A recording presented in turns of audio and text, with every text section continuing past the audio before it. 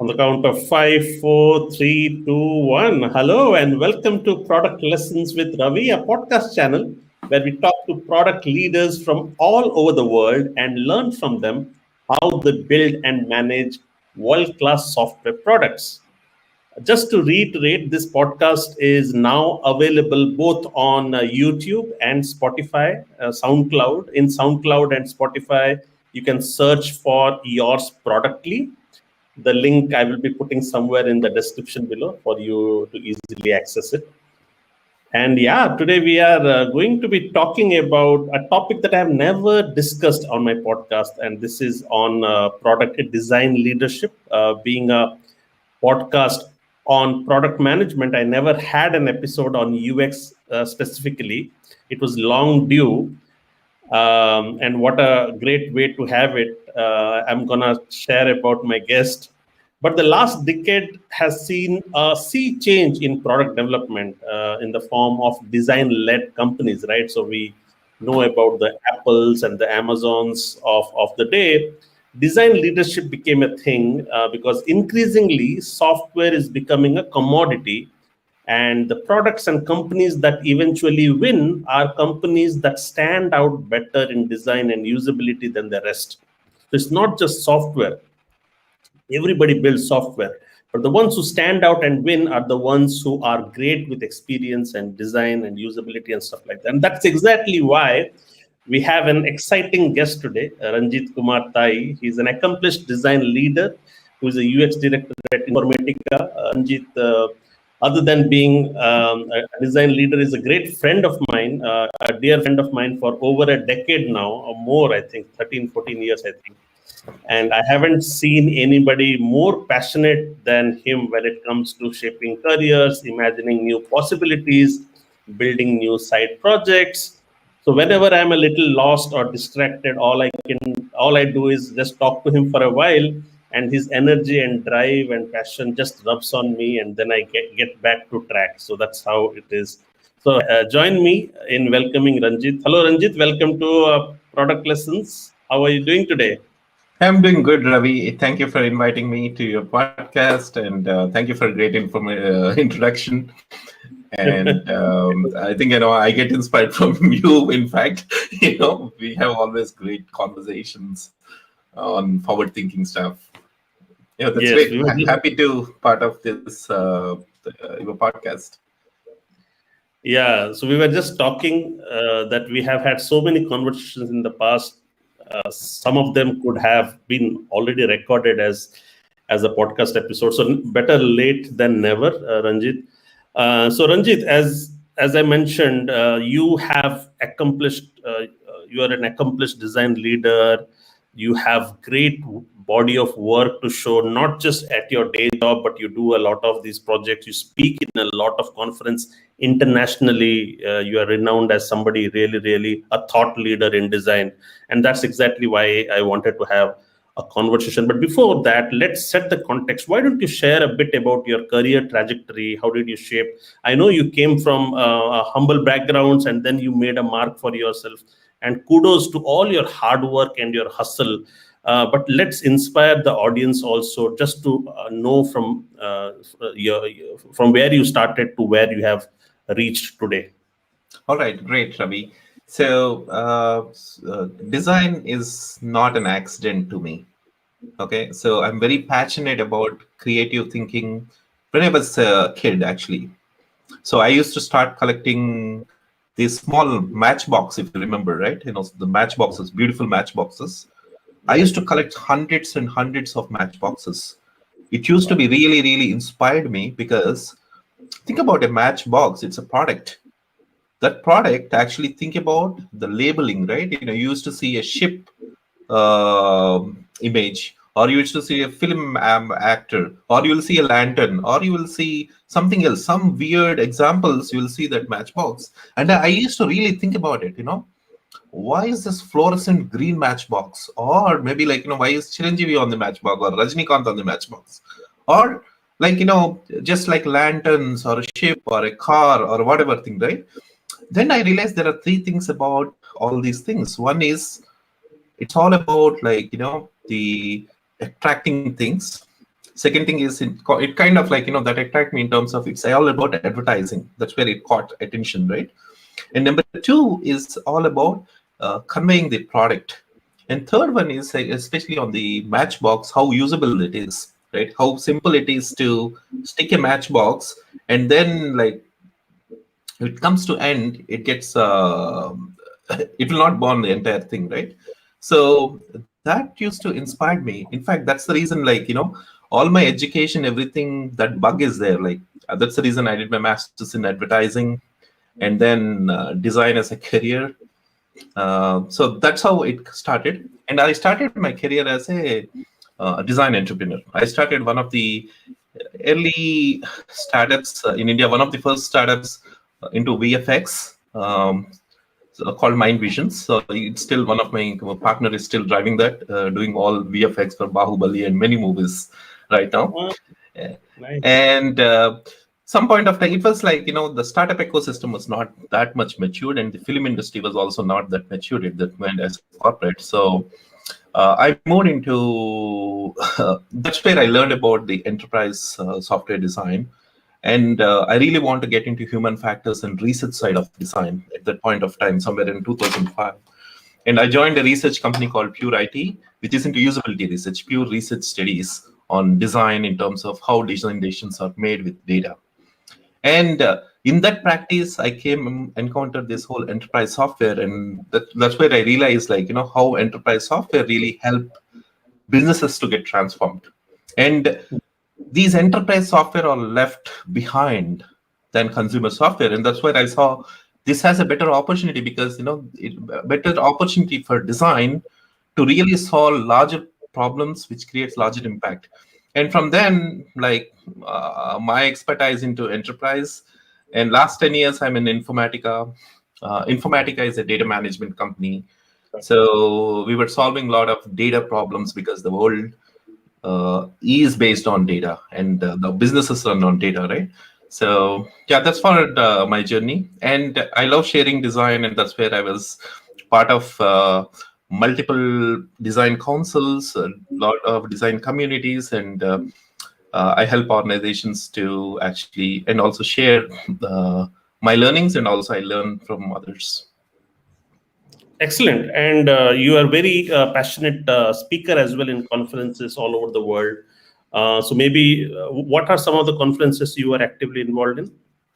Oh, I just make sure, like, whatever I know, I share to the community. That's so, like, I am a strong believer of if you give back, you will get back, right? That's Got the best form of learning, right? So I just try to make sure at least, like, every yearly, at least 3 to 4 conferences, you go and share, whether it's workshops, whether you're part of panels, or whether you talk about a topic, right? So my recent ones are World Usability Congress in Europe, UXPA, which is User Experience Professionals Association. It is also an international conference. That was my recent one. And RSA is Data Privacy Conference, which is one of the biggest data privacy conference. These are some of them, and I have few coming up. I've done more than around 30 plus conferences so far, Ravi.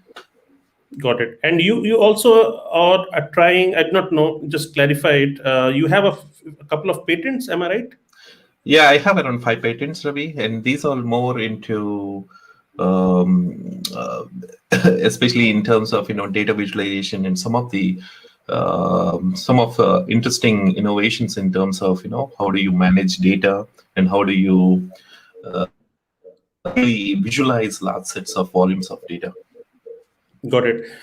So while we are talking, I already feel inspired by your career journey. So at the end of it, like of course, the topic today is on design and how design, UX, and product management work together. But I would also like to spend some time in the later stage of our conversation where you can let us know on how best to shape careers and Mhm. what are some of the things that you should do to stay sharp and stay in the top of your career trajectory.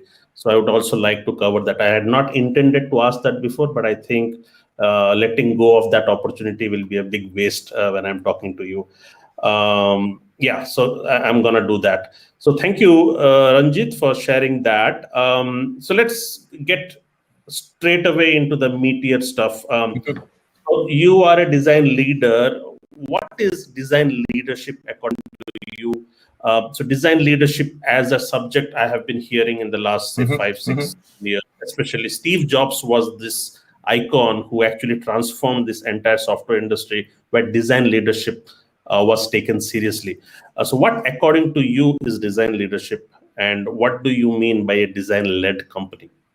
Okay, so these are two interesting topics, Ravi. Design led is a separate topic, and design leadership is an interesting topic, right? So these things, like, it means different things for different people. According to me, design leadership is all about three major things. One is helping organization to drive the vision, illustrate the vision part. The vision is one thing, and second thing is motivating and inspiring your teams, whether your direct teams or extended your teams, by exploring all the possibilities, the whole motivation part of it. And number three is all about execution, right? Help in executing, so that you can able to create a measurable design impact. These are the things which I see, it's all about design leadership. And coming to your other point, right? Design led is a very big thing. Often only few companies are design led, right? These companies made a lot of difference in this world, right? So for example, if you look at companies who are design led, at S&P 500 level, right? These made pretty huge impact, not just on their user base or customer base, but overall as a business. Like, think about, design is all about business too, right? Good design leads to good business, right? Only few design leaders or executives who had a good hang of design, they really made a difference. Whether you take Apple, whether you take Pepsi, whether you take Intuit, whether you take Procter and Gamble, these are all design-led companies, which are basically laid a mark in S&P 500.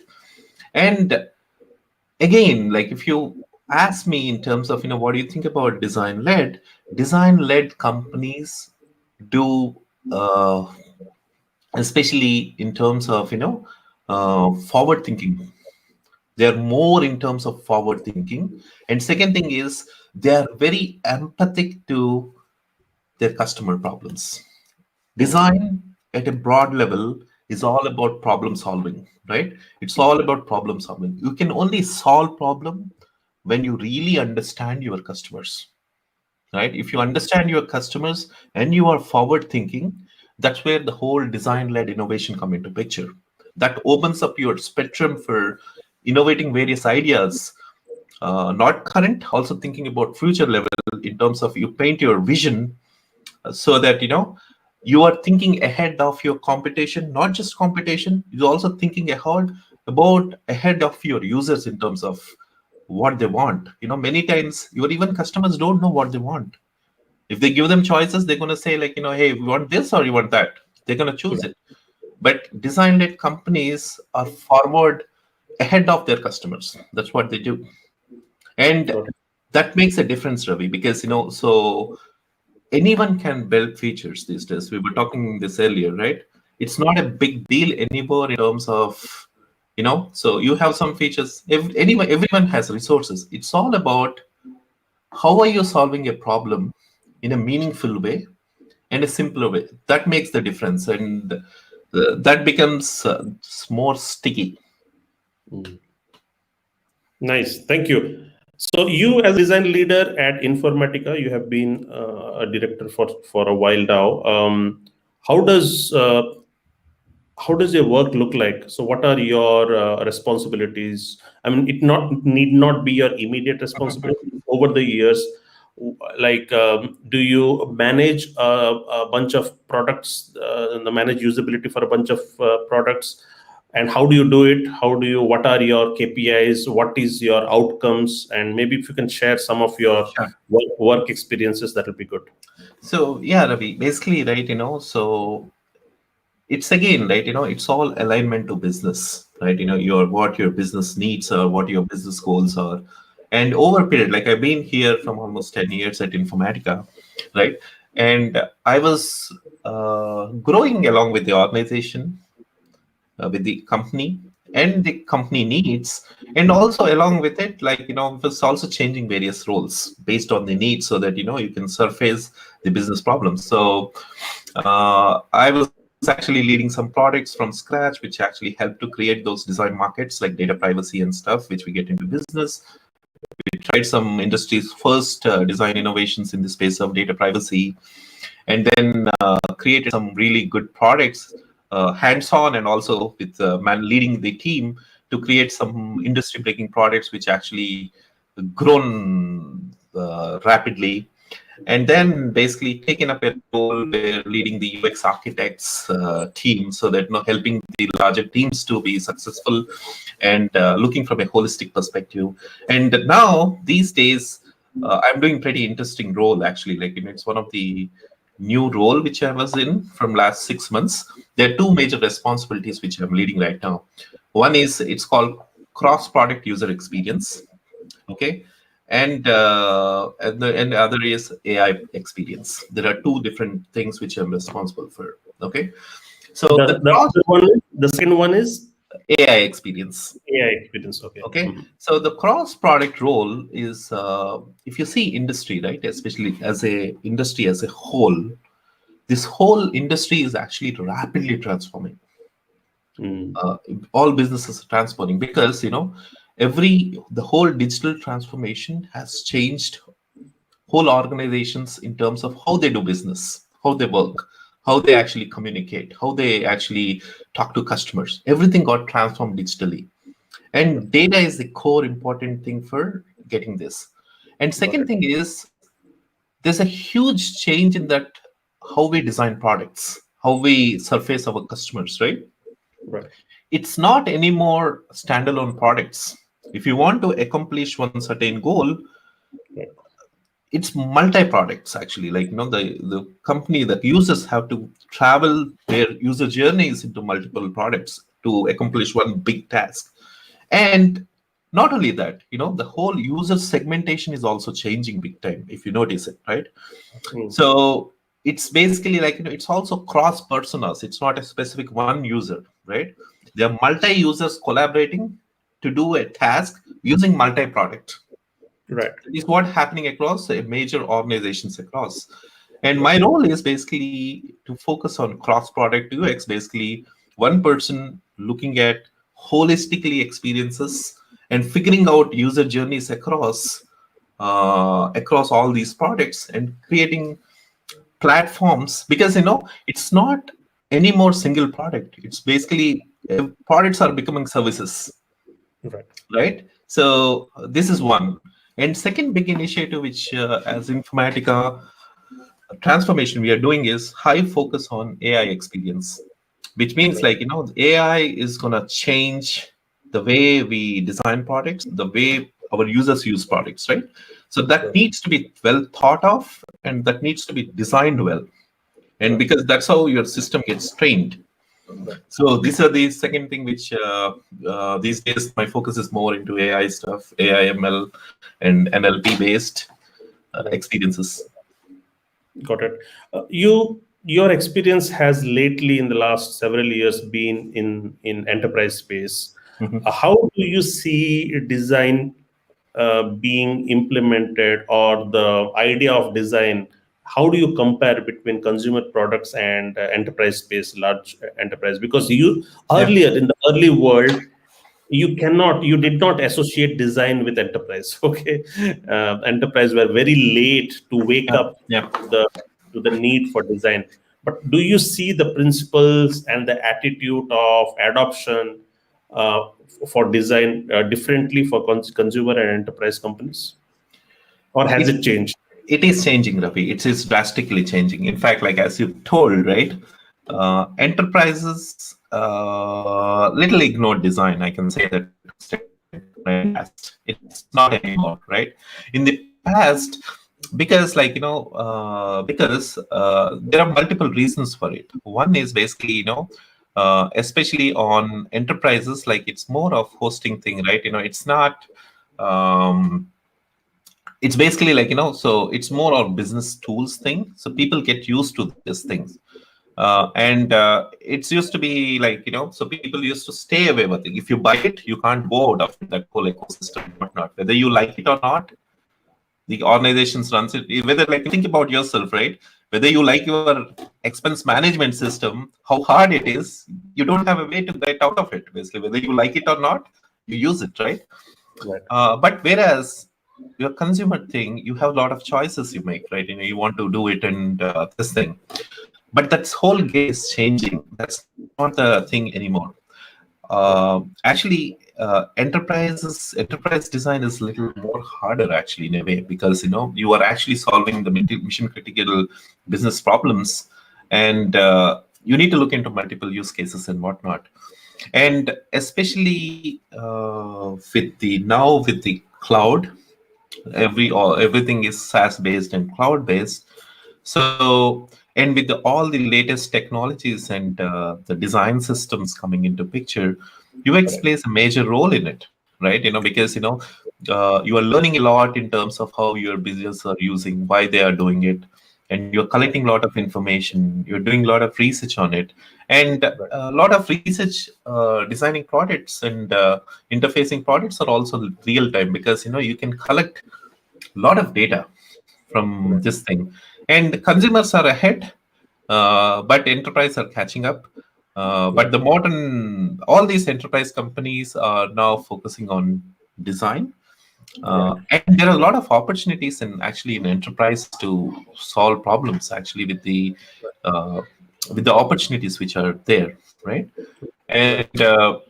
And I think, like, see, every company have to realize it now, so most of the companies are catching up, but Right. if they don't catch up, they will be out of business. That's for No, sure, because you're right. You hinted on a couple of topics which needs to be understood.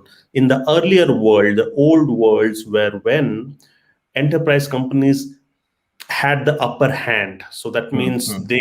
they were well integrated into the processes of their customers.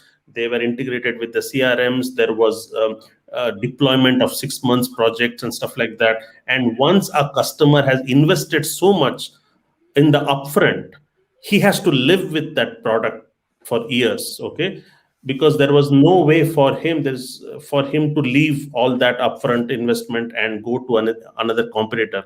But now with SaaS and subscription and cloud, Yeah. it's easy for a customer to move from one solution to another, because there's no there, everything is on the cloud, so there are no deployments in house, so there is no overheads as such. Yeah. And as a result, there is more competition even in enterprise, and it's easy to lose out a customer if the experience is really bad, and if the employees, sorry, have a bigger say in what kind of products they enjoy, and they can influence the higher management to go and look for new products. I mean, just Yeah. imagine Slack. Would you call Slack a consumer product or an enterprise product? Because Slack started with Yeah. consumer, but now they are deeply integrated into enterprise. And what a fantastic product it is! So it would not be successful in enterprise if it did not focus on usability and design. That is true, So Ravi. And adding one more point to that conversation is that, the same thing, right? If you take a user, right, okay, on a broad, he is also a consumer to multiple products, exposed to like Netflix, to everything, right? So he, like, yeah, user expectations also gone up over time, right? It's not right, anymore like, like, you have to live with it, basically. Like, you are actually, like, using your Tesla cards, you're using your mobile phones, you're using your every day-to-day things, right? right. You expect your expectations gone up. And Got in it. fact, it's becoming more important to really do a thoughtful design, even for enterprises. So, because you can't uh, just dump everything just sake of configurations and whatnot and stuff. It Got needs it. to Thank you. be personalized. Nice. Um, So, what are your, being a design leader yourself, do you have your own set of, say, design principles or design philosophy? I asked to product management professionals when I interview them. I asked them about their own personal product management philosophies or principles. And the reason I ask the principles is usually when you are overwhelmed, you step back and then you see, okay, what are my foundational principles? Am I being true to them or not? Similarly, do you also believe in set of principles, UX principles or philosophies?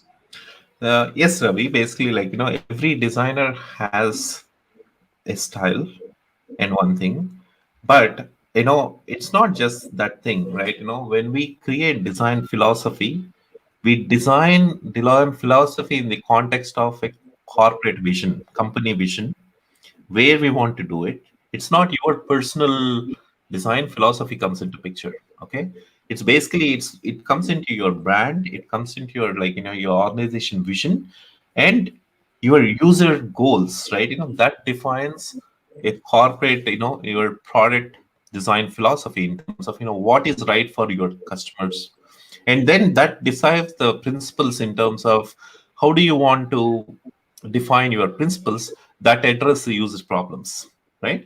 And that defines the philosophy.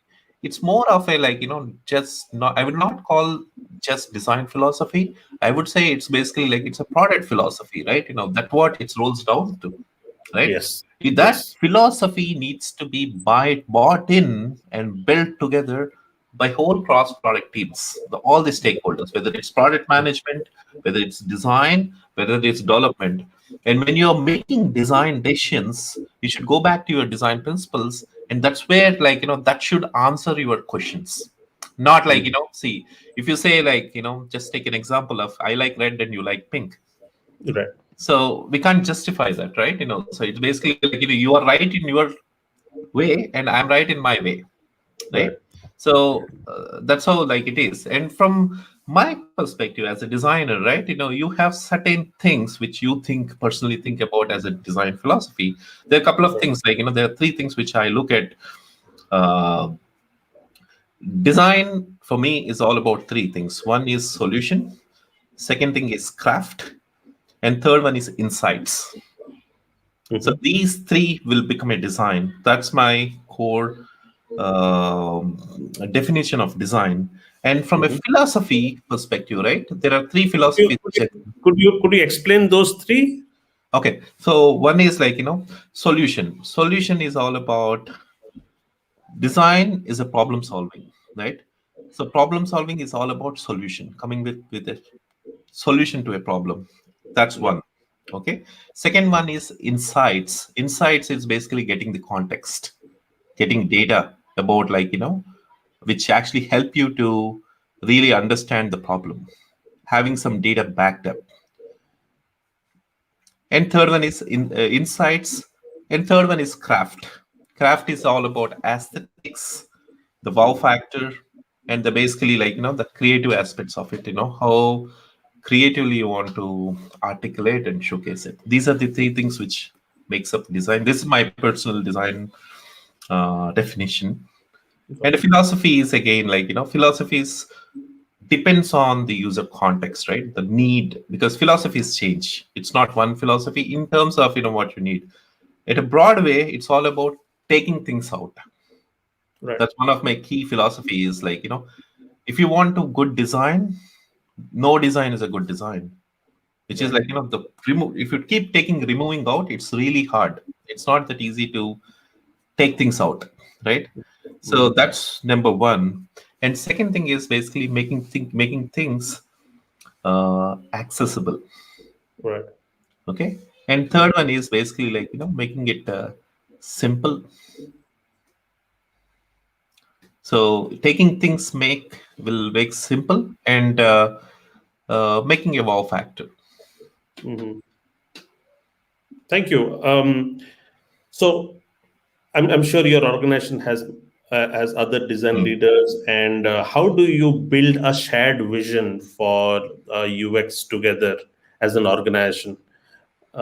Say an organization as large as you, with Mhm. very strong, opinionated design leaders, how do you bring alignment? Do you, first of all, do you create a shared culture, a design culture, a UX culture within your organization? How do you do that? And how do you ensure that everybody is aligned and the vision of UX is aligned and stuff like that? Okay, so this is a great question, Ravi. Basically, right? So at Informatica, so it's only one team. Design is a broad global one team. Okay, it's Right. end of the day the design vision, or basically it's all aligned to our corporate vision in terms of what is that we want to do, and we have a corporate vision in terms of we want to be the number one data management cloud, industry's best data management cloud. And we have certain things in terms of how we want to do it, and we define design philosophy or design principles to address that user segments, because these design principles also comes defined based on the problems we are solving for our user segment, right? So, and these actually rolled out, these principles are basic fundamentals which help you to make design decisions, whatever we do upon. And having a proper, solid design system, which represents the brand, which represents our user, which represents our organization, which represents the certain guiding design principles, right? Right. That will actually helps all our designers and developers and other stakeholders to actually make decisions. And it's a shared vision, right? It can't be a different vision, and that keeps evolving too, Ravi. Like you can't be saying that that keeps evolving as we as we keep evolving business. Got it. So, say for example, you have been with Informatica for 10 years, but say if you join a new organization, a startup, so to say, and you have three designers there, and you are leading this design team. How do you start with defining the design culture there? So, would you first understand what the vision is and make sure everybody understands, and then define who the customer segments are? How would you go about defining a design culture in a new organization? It's all starts with the problem you're solving. Mm, That's the bottleneck, right? That's the basically it start. That's the thing. So basically, like who are our customers, right, right? What are we trying to solve, right. and how are we trying to solve, and what is our vision? Okay, Mm, so that's very much important in terms of what is our vision, and how are we trying to solve, and what are our user problems. Okay, if we know well, Ravi, that thing, like many people really struggle painting a lot of not having clarity on those basic fundamental things. right, And then basically, like in terms of how do you want to differentiate yourself, the same problem is getting solved by multiple people, multiple competition, right? And what is our approach to that problem solving, right? right, It all boils down to that. And once we have that approach model, and like our fundamental strength in terms of the way of solving that particular thing, you will define the principles as a, like, not just design principles, these are product principles which gonna help us to, which align to our vision in right. terms of this is what we're gonna do, and this is the approach we're gonna do, and these are the principles we're gonna do. And then validating them with our customer base is going to be the key, right? Got it. So in Mhm. making sure, like we are intact, and these are basically robust, and everyone in the organization have a say on it. And basically, like doing by, generally you do it by collaborative workshops, right? Right, Sometimes it's driven by product management, sometimes it's driven by marketing, but end right, of the day, it's basically like it's a collaborative effort between various teams, right, including support to define and get aligned, right? And right, one thing is basically, right, designers play a major role in this, in terms of they can be a good facilitators of bringing everyone together and driving good design workshops to really unpin and actually paint that whole big picture, illustrating the vision and visualizing that whole thing. right. Got it. So since you're always following the current trends, you're always at the cutting edge. You go and meet people from the who's who in the industry. You work in one of the best product companies. You collaborate and you have friends in other product the best product companies in Silicon Valley. So what do you think are the latest in UX, in design, what are some of the latest principles or frameworks? Where do you see design heading in the years to come, at least in the next few years to come? What do you think are the, yeah, some of the shifts that you see in terms of UX and design in the industry? I think there is a lot of shift happening, Ravi. If you see it, right, not just design, overall the way uh, the whole businesses are actually transforming, Mhm. right? Because it's I will not say just because of design, but it's because of the whole digital transformation happening, Right, right? Because it's changing. Even think about this, right? 5 years back, how we used to manage things and how we do things now. 5 years back, how it's there is a major shift because of this technology, and a lot of happening because of this whole digitalizing the whole thing, right? right, And there are a lot of trends because every organization at every level is getting transformed, right? right, They're transforming their products because the way people are using businesses, the people needs are changing right now, right, right? The expectations are changing, and you have to be meeting their expectations, right? right, So for that, how do we know that? How do we know? How do we understand? How do we empathize that expectations are, right? right, So that's where the whole design comes into play and actually helps to actually user research helps to really understand from a user perspective. And then basically the design actually helps you to really unpin and solve innovative way of design problems. And there are multiple trends. Design thinking actually helped a lot of organizations, non-designers, to think about design, right? Design thinking is also about problem solving in an innovative way, thinking little more creative way of solving in a very meaningful way, right? That right, actually unpinned a lot of the non-design communities to think about design thinking, right? right, And then, for example, if you talk about the latest trends, right? There are a lot of trends keeps coming about, whether you talk it of aesthetics, whether you talk of how we gonna do design. It's because because of it's multi-form now, right? right, It's not just basically just browsers. It's multi-platforms because right, of you can deliver the content in various ways. That's something you may think about various dimension, various form fold. And second right, thing is there is no design anymore, with Alexas and all of the things. That's voice design, right? right, There's augmented reality, there's virtual reality, right, there are a lot of things. And you have to solve that. There are a lot of trends in terms of user research is one big thing which actually help you to unpin with a lot of insights, with the user insight, with a lot of research methodologies, which is also design sciences and data science. So there are a lot of methods in terms of what you want to know.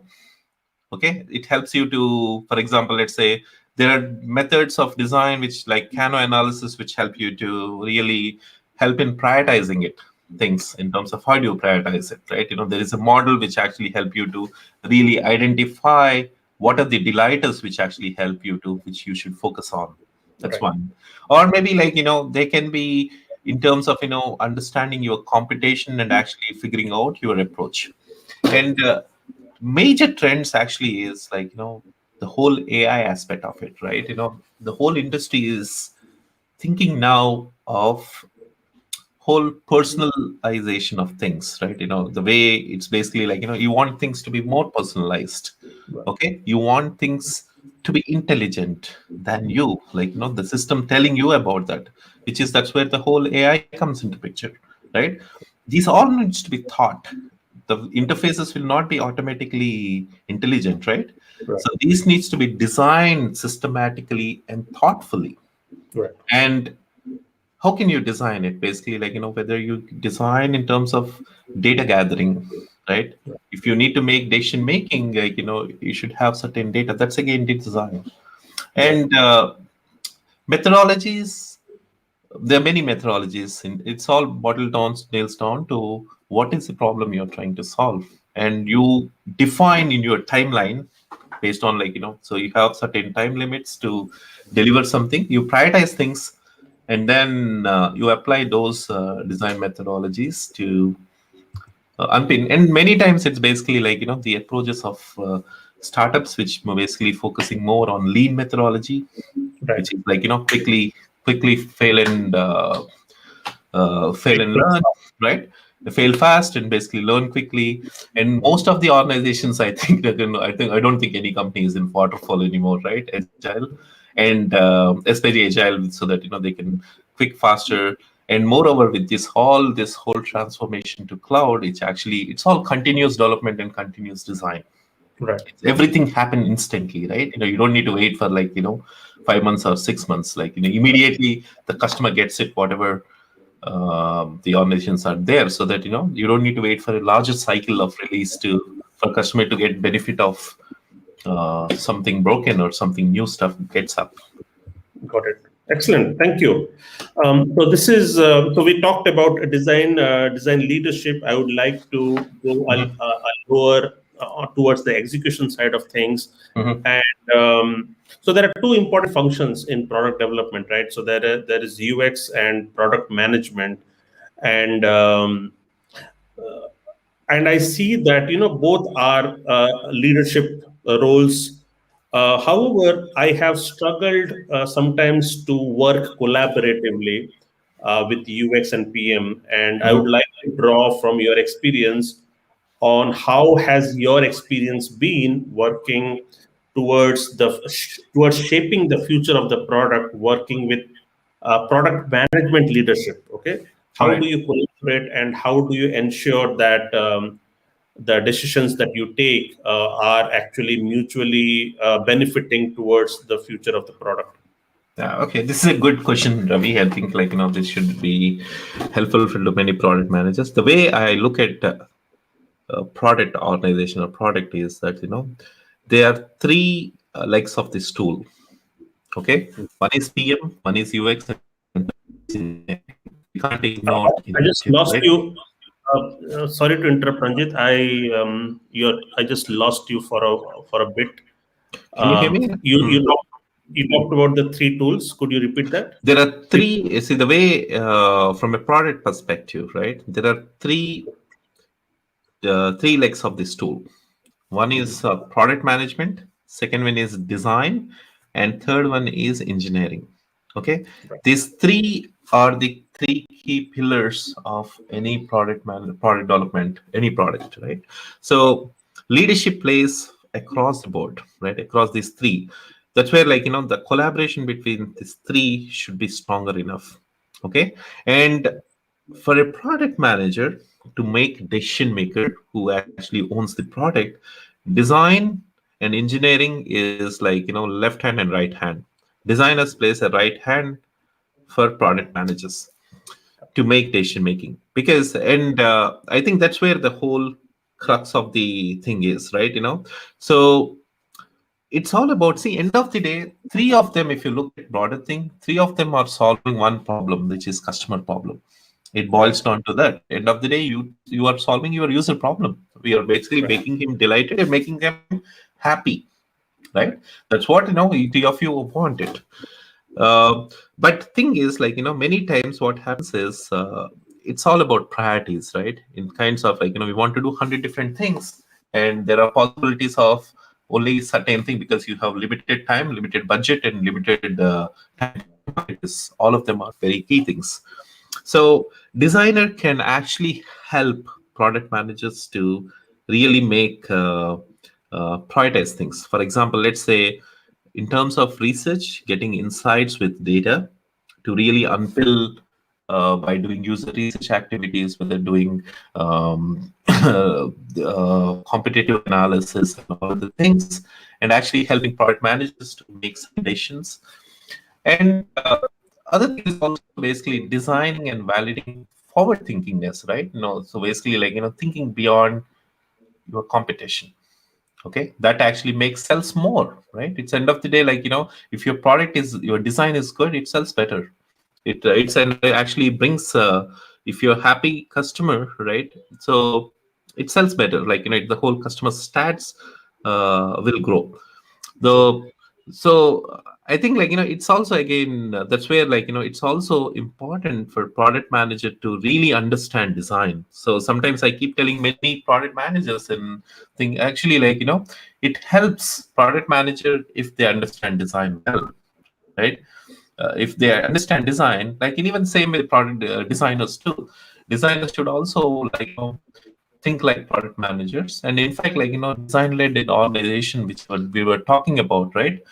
Design led organization is also about, designers thinking like product owners and actually defining the game changer things in terms of, what could customers have. And actually, it's, again, it's a collaborative game in terms of, how we solve problems. Right. So help. Let's get into details. Mhm. So there is this new initiative that you want to build. It's on the roadmap for the next quarter. A new, say, new. You come up with a new product or a new product extension. All right, and it's a massive product. So how do you get started? How do you who kicks it off? And how do you break down the effort between the product management, engineering, and design? So yeah, that's a good question, Ravi. So it always comes as like, so it comes from product development many times, and sometimes it also comes from Ranjit, uh, I do not know, but the audio is getting bad at your end. Maybe you can start this again. okay. Your answer, yes. Yeah. So many times it comes from product management from a priority perspective in terms of because, like, product managers have more business context, and they understand that because they manage the whole roadmap and have the vision. So they basically, like, so you have product managers will have a wish list of items which we want to solve, right? So the design team actually helps to really look at things and see where are the big opportunities that we can really create impact on, right? There are certain things which has greater opportunities where we can differentiate, create really great difference for our users and customers and a bigger impact thing.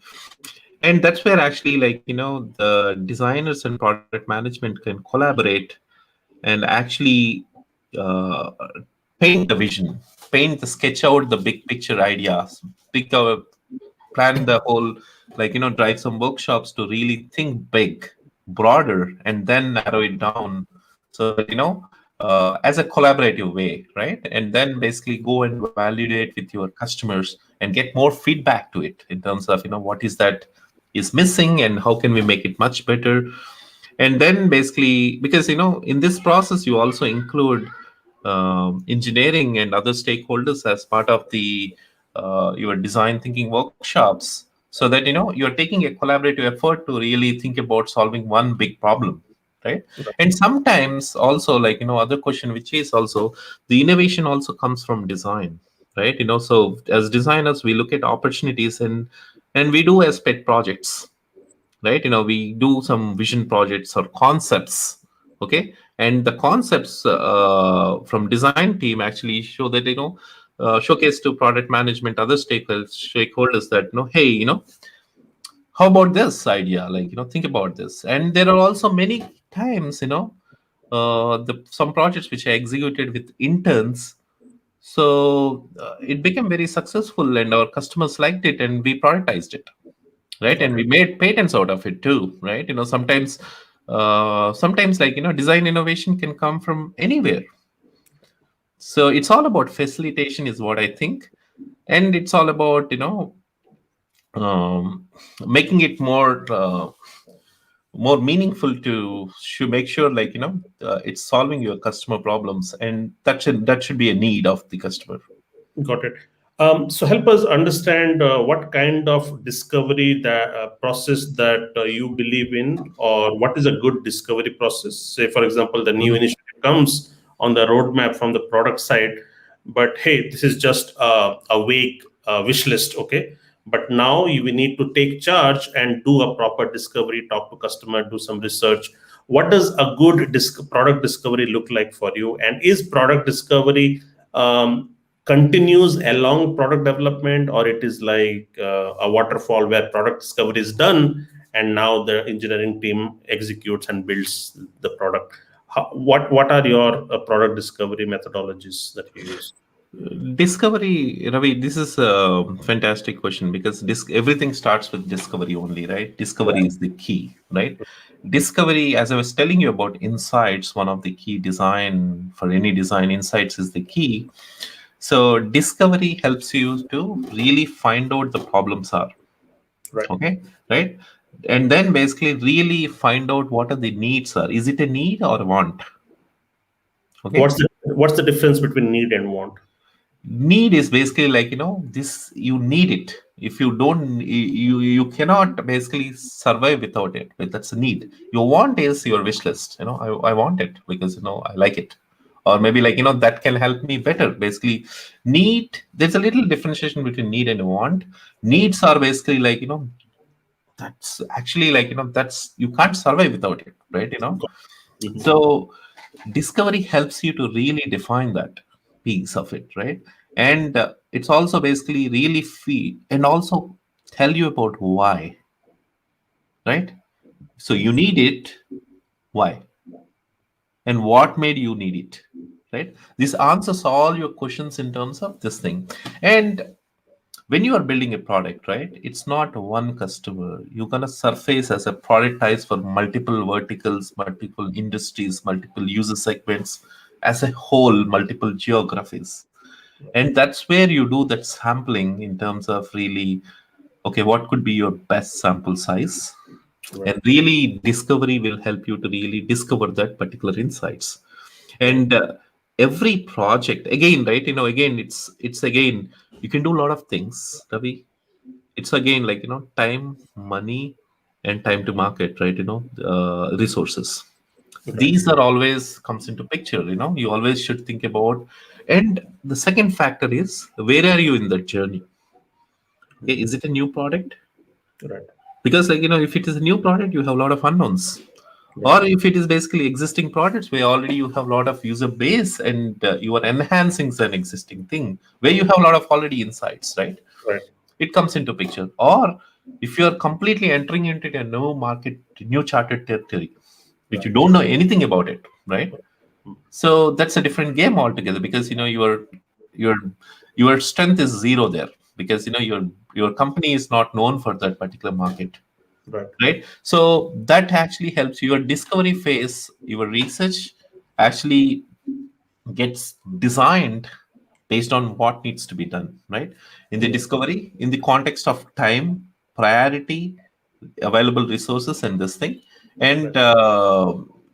And sometimes, like, again, we were talking about this lean approach and agile approach and stuff, right? So you Right. prioritize accordingly and actually design. Sometimes, like, you go with, like, huge market research studies and whatnot, or user Right. research studies. And sometimes basically you do with the internally with the internal folks, and actually do design thinking workshops, execute concepts, question everyone in terms of, why are we doing it, what is the need. And Right. really, it's again, it's end of the day, it's again comes to user needs, Right. user problems. You're solving user problems, and then finding out your design solution is solving the problem or not. How do you know it? You have to test it. There is no other shortcut, right? Right. So So I would like to be a little more specific in terms of mhm, breaking effort or dividing effort between the product manager and the UX or the user researcher in the discovery phase. How okay. do you collaborate? Do you like, okay, hey guys, we would need to talk to at least five of our enterprise customers in this segment, and okay, so do you just team up and then go and find these answers? What do you use? How do you define the answers? Do you use jobs to be done? That what is the deliverable after you talk to the customer? Do these What is the state of deliverable? How do you Mhm. bring toward those insights? Are they in the form of need statements that you then pass it on to the engineering team, just a little more concrete Yeah. in terms Okay. of you might not be involved as a director, but what is the next level of line who are actually in the field doing this? Maybe some a layer below. Okay, Okay, so I'll give you some insights in terms of the different because we have a very good practice of research, Ravi. So especially we have research, design in the part of UX team, right? We have visual design and we have very trained user researchers who are there. got See, the requirements comes from the product manager. Product manager comes to the UX team and say, "Hey guys, I want to build. I need some help of." Building this solution, I need some help also of this is what we want to solve. right, And then we will have a conversation along with the product manager to really understand, like, what are we trying to solve and what is that we want to know, got it, right? What is the product manager want to know? Like, because, if you, and do you have some data right, behind it, right? got, And that's where the conversation starts, Ravi, in terms of, so, and we have this time, what can give it to? And we agree upon in terms of, hey, for example, let's say, uh, for example, if you are creating a new product in terms of, hey, I want to understand how are they doing right now and right, how do they want it? That can be say, or maybe like they can say that hey we have a solution, that solution is not working, right, so can we find out with them, or basically like uh, how can we do this, basically like so hey you have this concept, can validate, then right, we'll come to an agreement in terms of sometimes it's more of one kind of research is all about requirement studies, which we call it as RAPs, right, required analysis program, which actually uncovers all these questions and whatnot. And right, second kind of studies is made of concept validation studies. So product manager and designers actually paid up to create some concepts, brainstorming, do some workshops, and come up with the high level, low fidelity concepts and whatnot. right, And you validate those concepts with set of users and actually take feedback in terms of whether it's working or not. right, Or maybe like sometimes you also involve them together, right, involve them if you have opportunities, like you involve them and actually involve your customers also to help us in drawing what they want, right, right? So it's basically like design is more of a facilitators, right, right? The outcomes what you said is basically right. If it is basically requirements analysis, and so you get research reports right, which have all the insights and recommendations from the design team got based it, on what we learned. right, And if it is basically like heuristic evaluations, basically it's a right, feedback of heuristic report with a design recommendations. right, Or if it is basically design validation, it's basically validation reports, right, right? right, On the design concepts or and solutions. And these concepts again, right? uh, Engineering, everyone get involved so that we make a practice in our Informatica that there will be readouts of the reports. nice, Okay, we do that pretty often. Like whatever research gets happened, right? The user research will actually talk. They'll have all these recordings, clips of the customers' findings, and all of the things. Very right, detailed reports, in fact. right, mm-hmm. These reports will be like there will be a readout for everyone. Even the engineers can get joined, Got it, right? mm-hmm. We'll involve everyone in terms of for the readout reports, Right, and we will send all the links so that they can go and look at what customer is saying on, look at got the it, video clips of it, or look at the insight reports which our researchers go there, or basically like what customers were saying about the design, which actually helps easier. Like that also helps. Sometimes like I was telling, designers are right hand for product management right, because product managers can easily make a case now when you have all these insights, right? He right, can actually say that go for budgets and say that from a prioritization perspective, you can actually say that hey this can actually helps, or right, basically like you have that's the reason like product manager will become more powerful because he's going to get a lot of insights from design team and also explorations, right? mm-hmm. So yeah, it's again, it's all about what you want to know, Ravi. It all Right, boils down to right. right, Not every project we do research. right, Okay, it's all mm-hmm. about like the where we can make high value. That's the reason the prioritization and clarity from product manager is very much important Right, in terms of uh, it's again boils down to prioritization. So if you ask me, like, good product and bad product, Right. it all boils down to good product decisions versus bad product decisions, Got it. Got it. right? My question to you is, you're working in enterprise space, Mhm. and sometimes it becomes very, very hard in enterprise space to involve, to get access to your customers Yeah. in building your products. Okay. How do you get access to customers in your user research or getting quick feedback on some product decisions? How do you ensure that, okay, how much of these are assumptions and how quickly can you validate? Do you have a customer council or a customer panel? Maybe some insights, because I, as a product manager, often struggle with accessibility. And sometimes since I don't get access to the customers, I cannot get ready feedback. So I use my own Yeah. hypothesis, assumptions sometimes. So maybe some light on that would be helpful. Hey, that is a classic problem any product manager, especially faces, especially in many organizations, Ravi. So I think again, I think, like, there are multiple ways actually we can get feedback. Sometimes, like, some product managers have very good relationship with customers, and there are customers who are willing to also actively participate and provide feedback in the design stage. That's one. And sometimes, basically, right, if you don't have access, right, so we use sometimes different avenues like user conferences, right? We have something called Informatica World, where our users roundtable, which happens for some other venues. That's where we invite and collect feedback from customers. That's one way. If otherwise, like, other thing is basically, like, people, product experts. You create a team of product expert who are very good in analyzing. They're like proxy users, not may not be a regular users thing, but that set of users can actually articulate a problem, can actually express the problem, think like a user, right?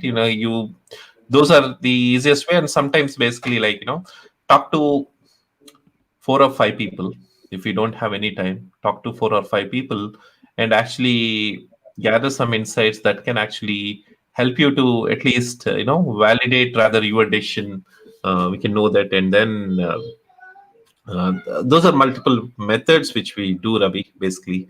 And sometimes, like, so the customer support folks are the easiest way. Actually, that's where you can actually keep looking at, like, where are the areas you are getting more issues logged in, and is there any customer stay there. Right.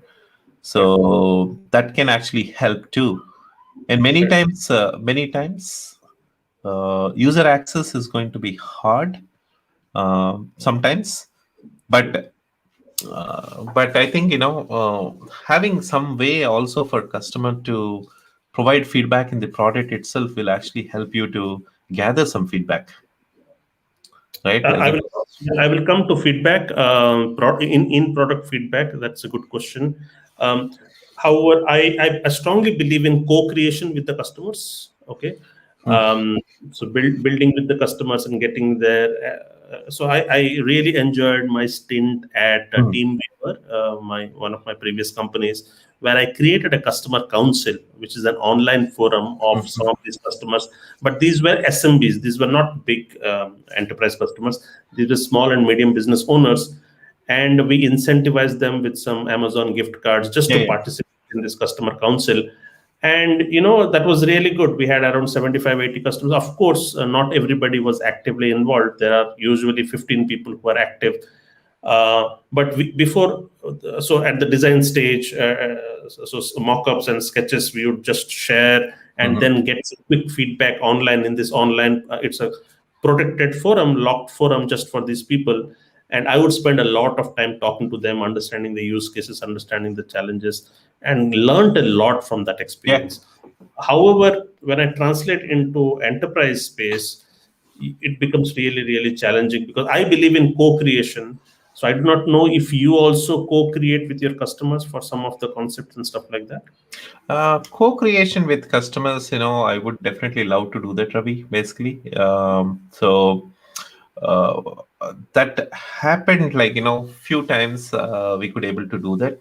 but not every time I could able to get customer time for co-creation and stuff. But could able to travel multiple times to customer sites and actually draw on whiteboard on especially streamlines and stuff to explain their multiple customers we have traveled to. We did one-on-one workshops to really understand, but that's not a common for all the products thing, right? Because it's also not practical enough when you have global customers Right. and stuff. But thing is, just I was telling about there are customer advisory boards which actually we have for many of our product lines, Right. which is basically sometimes our designers also participate annual customer advisory board, which happens in our user conference called Right. Informatica World. And Right. that's where actually it's more not a co-creation activity we may do, but it's more of especially our product managers actually talk to customer to help from them to prioritize the roadmap, right? And also they do some $100 test in terms Right. of how do we prioritize what are the needs are and what do they see their recommendations are, and other thing, especially on a product management perspective. And maybe it also take there are instances we also took that opportunity to actually showcase design concepts what we were thinking of in Right. that forum to really understand what do they think about the upcoming designs are, the future projects are. Yeah, so those were done multiple times, Ravi. But especially co-creation, that's easier when you are actually doing a new product, Right. right? So if you're doing more the new products, actually, in fact, we also invited customers to our place to actually come and help us to tell their use cases and actually define their problems. But What is our researchers regularly talk to customers, but it's all priority based. Got it. Got it. Yeah, of course, it's all budget, and even in my Autodesk days, we had a couple of user researchers, but it's always they are allotted to high priority projects, and not all Mm. projects have Mm. user Yeah. research budget. So it is completely based on demand. What is your opinion on focus groups? So because I see that there are two different opinions on focus groups. So there is one school of thought who believe in focus groups. The other school of thought says that focus groups can actually it is not very beneficial because it can skew the decision towards the high opinion person.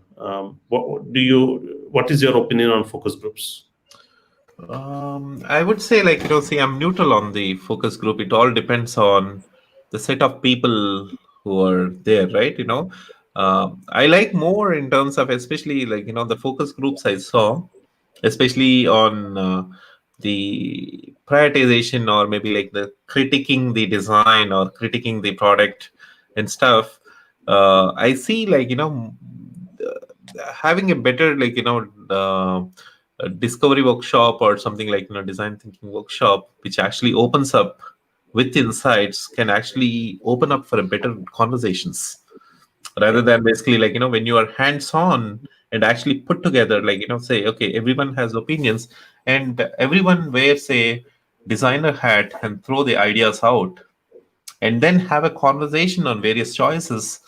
That will help to better more contextual discussions is what I feel, Ravi.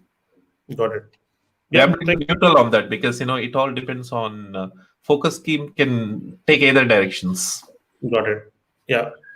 My next topic is on MVP. Mhm. So as product manager, my job is to not ship a fully fleshed out feature.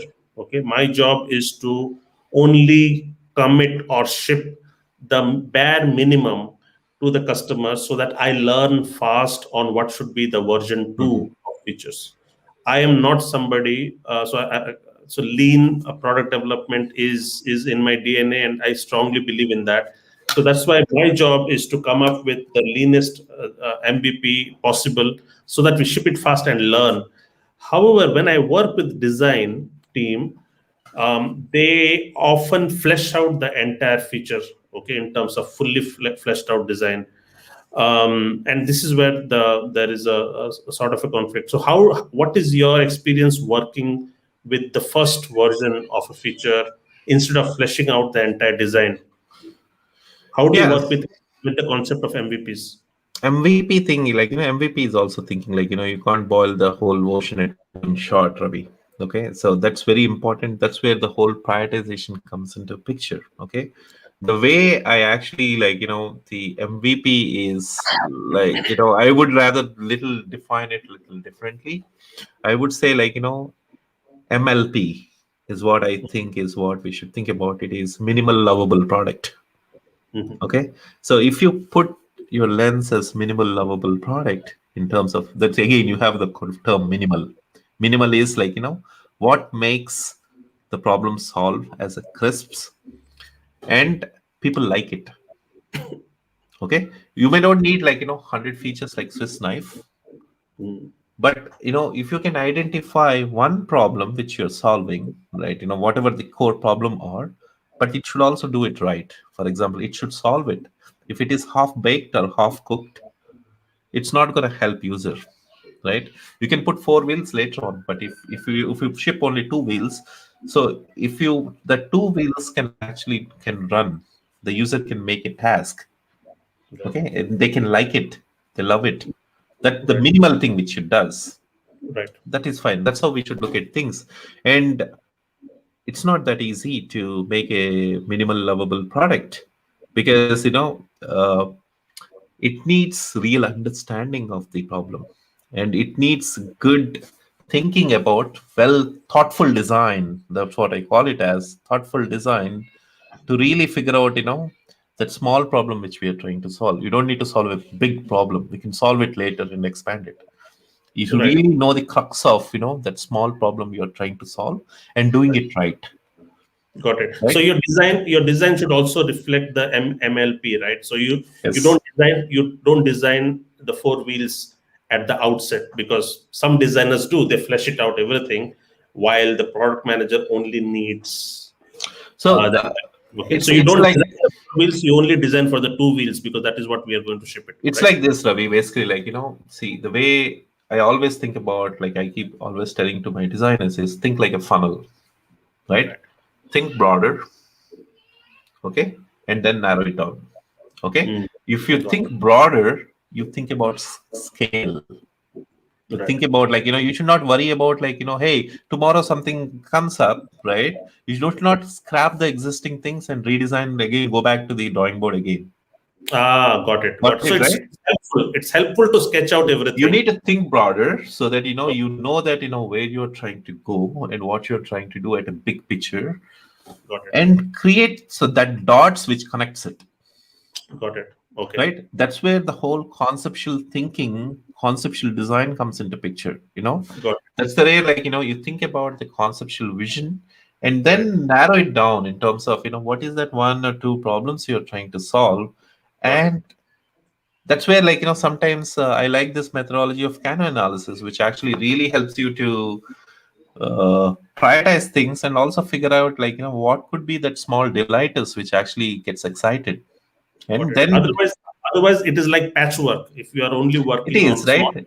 don't build the canvas, then you are only working incrementally, and it does not holistically. It will not emerge into a And cohesive. in that case, basically, you're only designing a use case. You're losing that whole context, Mm. right? That context, who is going to help you to really think about context?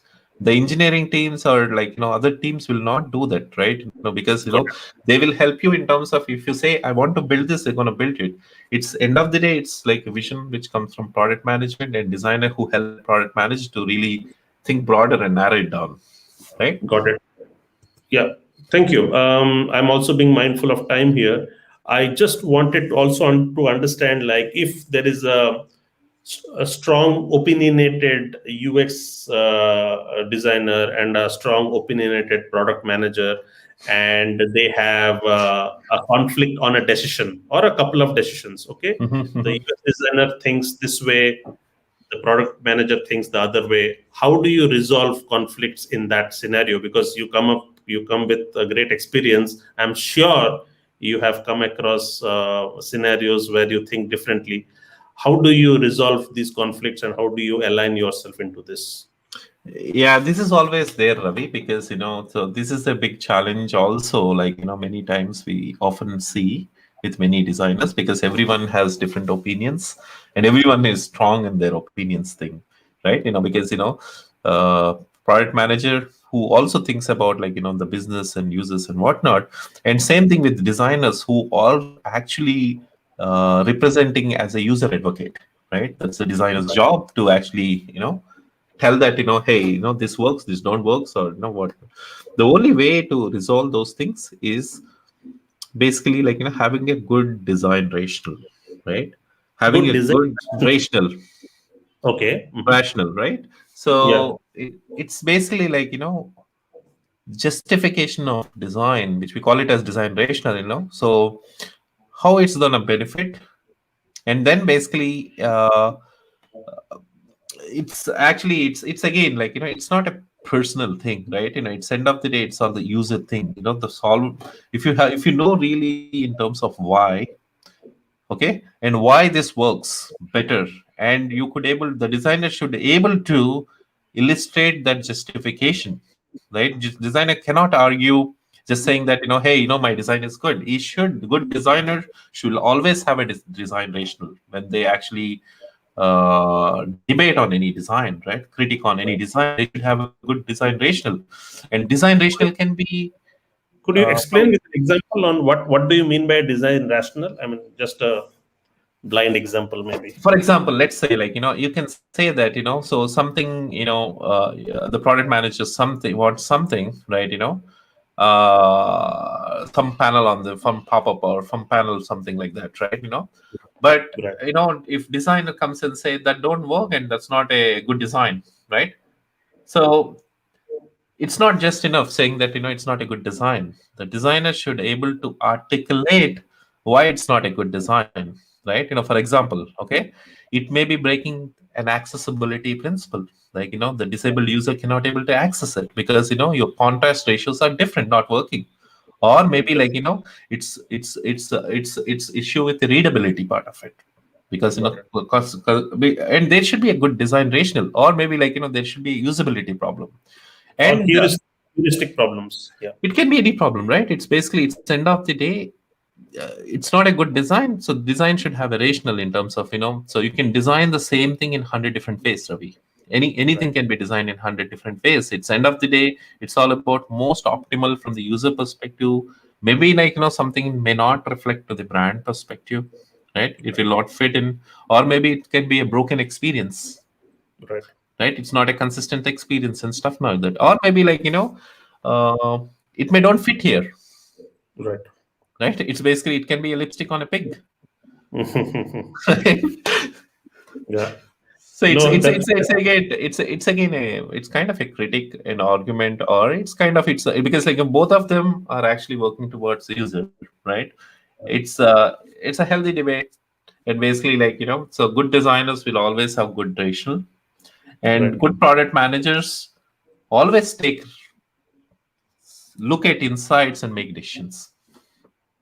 Right. But do you remember any such conflict? I mean, you might not have. You Oh, come there are across. many. There are many, Ravi. Basically, you So, always so have. what's your rule of thumb? Like, okay, has do you resolve it amongst yourself? Has it ever escalated to the next level and stuff like that? Um, and the reason I say this is I have seen very strong opinionated designers who Mhm. just because they are so passionate about it. I'm not, and they have all intention for the customers, but the product manager is also very intentional about customers. So for me, sometimes what happens is when it comes to UX decisions, I usually at the end of the day, the final call is to be taken by the functional expert. This is how I feel. Mm-hmm. Okay. When it comes to business or customer, I mean, the functional expert becomes the product manager. When it's core design, if there is a conflict between two designs, the final call goes to the UX expert. Okay, if it's an engineering decision, if it's a technical decision, the Mm-hmm. final call, no matter what my opinion is, the final call goes to the engineering leader. So this is my rule of thumb. Do you also follow something like that, or how is it?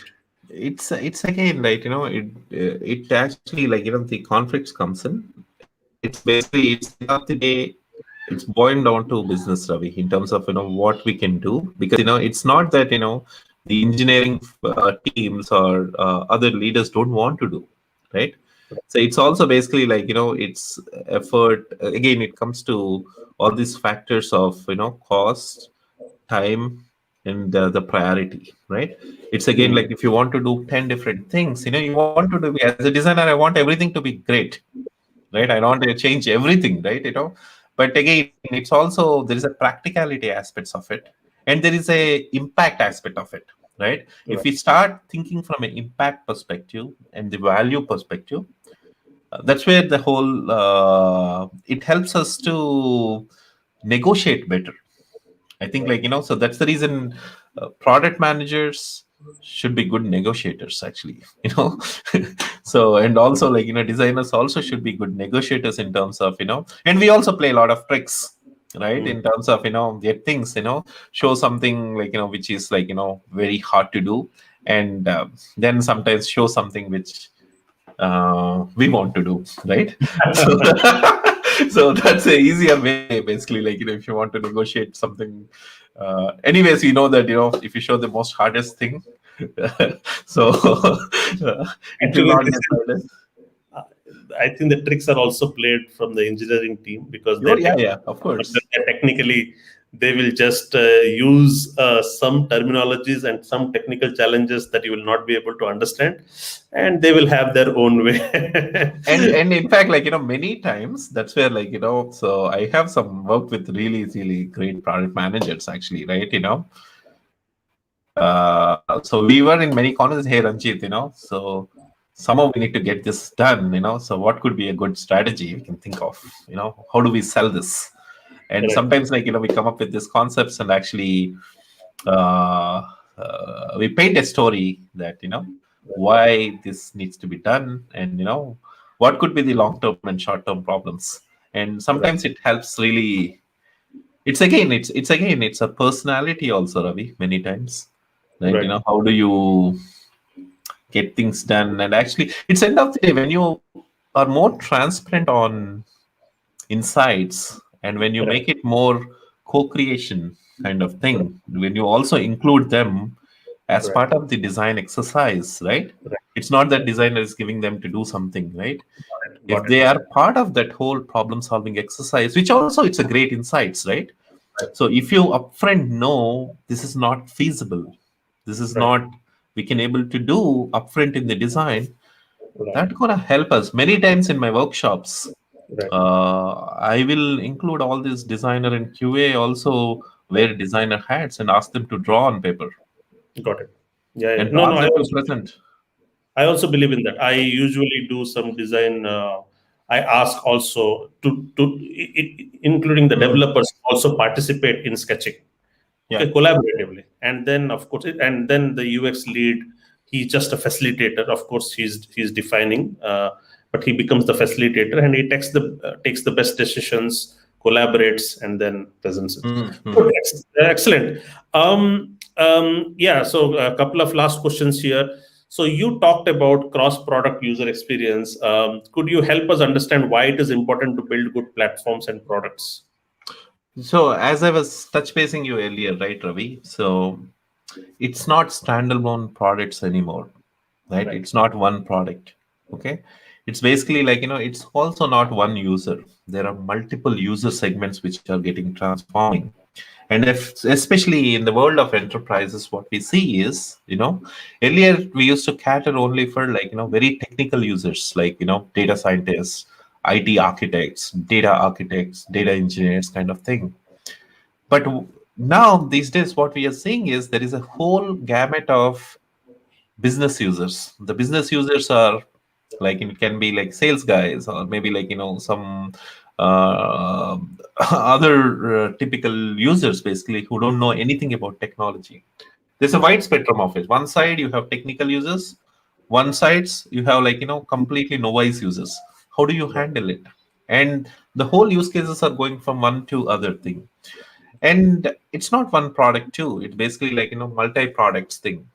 Okay. Right. And if you want to create a good experiences, right, it's basically products are becoming services, and the whole cross product thing is coming up, which actually helps you to look holistically across products, think Right. about from a user centric way the user journeys, and actually design the products accordingly across the customer journey. That's where the whole cross product is something. And there are certain ways, right? For example, let's say if you're designing platforms, it's a different Right. mindset you need, because the underlying data will be same for across, right? So that will be used across multiple products. That's where the whole AI experience is one thing which comes into picture. The whole research part, again, it's a cross product experience. Understanding from user, from flowing from one product to other product, this is all about cross products. And this is a crux of to understand, because everything starts from user journey, and that's where it's becoming beyond user experience. It's basically gets into the more broader term of customer experience.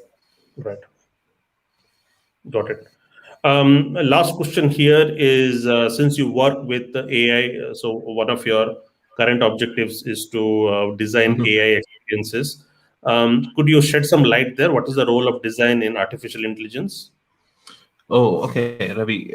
So this is one big topic actually, because so We can do another podcast only on AI oh designing. yeah, so because last couple of years, my focus is more into AI, and that is really fascinating and really excited with the stuff we are doing at Informatica, and especially so AI is gonna change the way we design products or the way use products, right?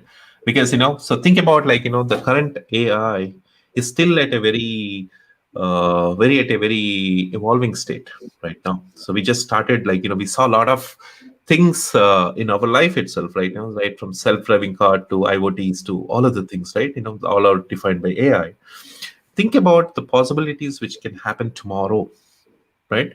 So because everyone is gathering a lot of information, everything has a lot of data, right? So you can do a lot of things smartly, which is actually a lot of automation, a lot of the intelligent recommendation, a lot of prediction, a lot of things you can actually remove, a lot of cognitive, a lot of the user, and systems can be smarter than the users. Okay, that's where the whole gamut of things are happening, and I'm so very fortunate about um, here, early adopter of AI, and I'm actually working with a great team. My boss is also, I'm working with my boss very closely, who is also an expert in AI, a PhD in AI, and who is actually mentoring me big time. And in fact, Informatica's focus is more into AI experience, in terms of that's where we are playing ahead of the game in the market right now, and we are in the process of completely rethinking about all our products and interfaces, and start thinking from a AI as a approach, right? So putting AI in the center and thinking about how can we make things intelligent, how can we make interfaces intelligent, okay, how can we make systems smarter than our users, right? Can we automate their needs? Can we actually customize it automatically, or can we recommend something which user want to do, so that completely remove, reduce the time which they want to do, right? Completely help them, so that it actually helps them to accomplish tasks most easily, more effectively, without any pain points, going through a lot of steps, right? And some things, doing stuff without even them knowing it, right? It's just like self-driving thing, right? So that's where we are looking at all our use cases, in terms of whatever customer use cases, customer pain points, do a lot of automation, do a lot of analysis, and actually, and this needs a different mindset, Ravi, because this is not just designing something for a use case. This is also about how do we collect information, how do we design for telemetry, which actually helps you to really analyze the user behaviors, understanding user needs, understanding user feedback, collecting feedback, and training your systems based on your learning loops, right? Right. And then actually, so this is all again comes into design, even though this AI ML is all about algorithms, but it's also about, being creative of doing things, being intelligent, so that our systems behave intelligent. Got it. Got it. Yeah, as I said, this is a completely different Yeah. topic, and maybe in a few months or a year or so, when you gather more exposure and experience in this, maybe we could do another one on that. I would like to end this conversation with the topic that I cannot let go when I'm talking to you. It is about how do you take charge of your career and shape your career. So you have this playbook on how to be really really how to present yourself in the marketplace, not just be a high performer on in your job, but also be relevant in the marketplace. So what are some of the guidelines that you can give somebody who is trying to shape his career? What are those tips that you can give, that how best he can be a high performer, and what should he read, how should he connect with people, and how, so that he's ready for the market and is as precious not just in the company but outside the company as well? Yeah, so I think I'll just tell you I don't think I have any solid structure or way which I do, but I just do organically or inorganically. I can just Yeah, share or you what I also share something that maybe you don't notice it, yeah but I notice it from yeah outside. One thing that I notice from outside is your inherent passion and love for your craft. yeah Okay, that is there. So what I see from you is, as an outsider, okay, that you have this drive and passion that you want to excel. And I also observe your behaviors on LinkedIn. So you are always networking and you're staying connected with the best people in your field. So you're learning. So that is two. Third is your insatiable curiosity to learn, because you have always been curious. This is what I see, that okay, yeah what are the trends. You go to conferences, you meet the people, and you see, okay, what they're doing, what are the best practices. That is the third thing that I see from you. yeah Yeah, and being driven and ambitious. So you're not happy with where you are. You are always trying to push yourself, push your boundaries.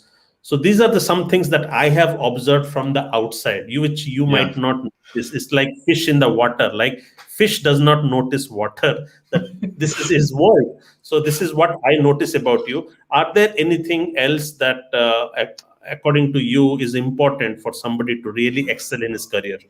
I think there are a couple of things, Ravi. Basically, one is eager to learn something new, so that that actually helps you to learn. I'm not a big book reader like you, so the way I found out is the way uh, I'm good in networking. Actually, I think that's helped. Actually, I don't get shy taking help or asking for help, right? So I network with people, and it also it's all about give and share, give and take, right? Generally you go and share what you know, so that you'll get to learn more in that way. That's one thing which I always do.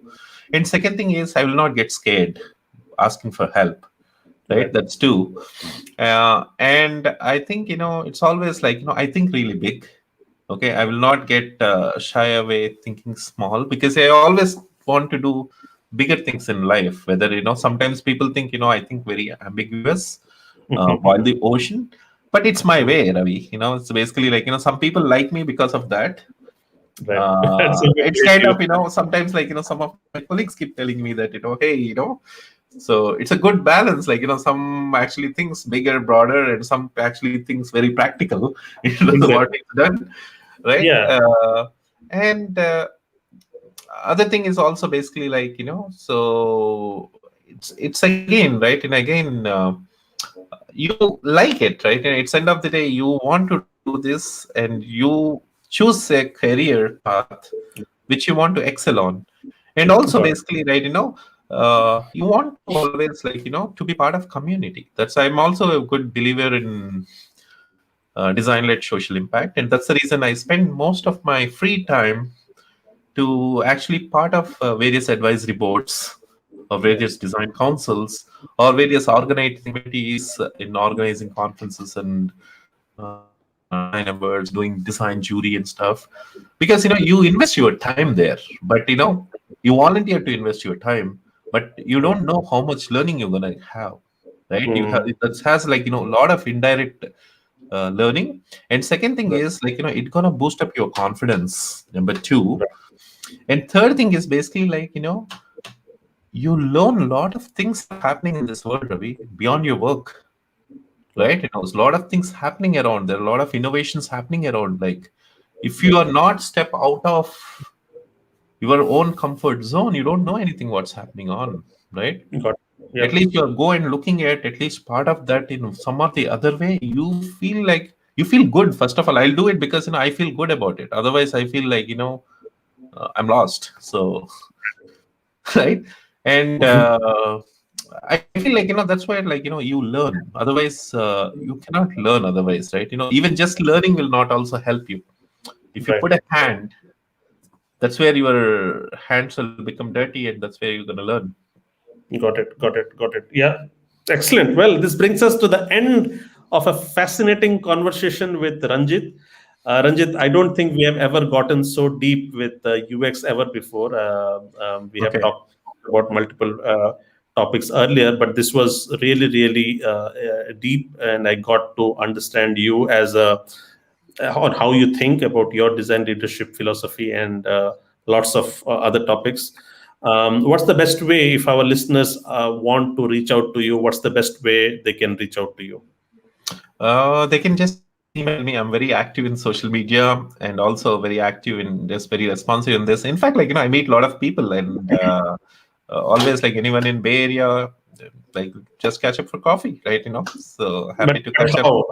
how can they find you on social media? Is Ranjit, So right? Ranjit. RANZ@gmail.com. So you can find everywhere, or maybe you can come to my website, ranjeeth.com. Ranjeeth.com. Excellent. Thank you, Ranjit. Thanks so much for your time, and all the best for your future endeavors. All right, Ravi. Thank you very much for your time. I think, like, so